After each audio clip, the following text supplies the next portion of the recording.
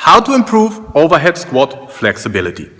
Today we talk about how to improve overhead squat flexibility, what are typical regions where flexibility and mobility is lacking in the overhead squat, how to spot these regions, and how to address it in training.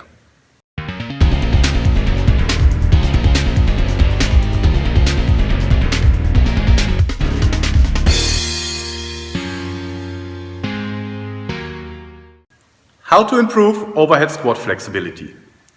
The simple answer is by doing overhead squat. That comes back to the principle from Aristotle, which says we are what we repeatedly do, and therefore excellent becomes a habit, not an act.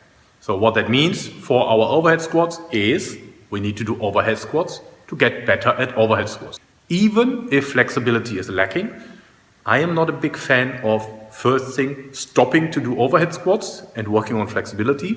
We can do overhead squats and work on the flexibility required to improve the overhead squats. That's the first intervention. The second intervention is to look for the weak spots in the movement, which means where flexibility or mobility is required. And that could be, as I mentioned before, the overhead squat is a head-to-toe exercise, so everything between the bar, which is over your head, and the ground has to work optimally.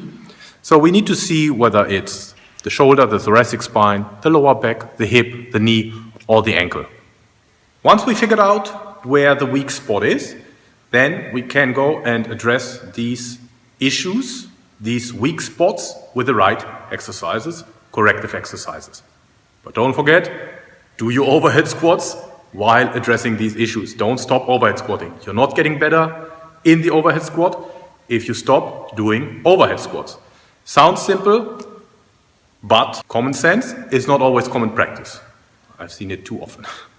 So to wrap it up, to get better in the overhead squat and to improve the flexibility in the overhead squat, you need to do overhead squat. Secondly, you need to spot where the weakness is: shoulder, thoracic spine, lower back, hip, knee, or ankle. And in the third step, you need to address these issues with the right corrective exercises.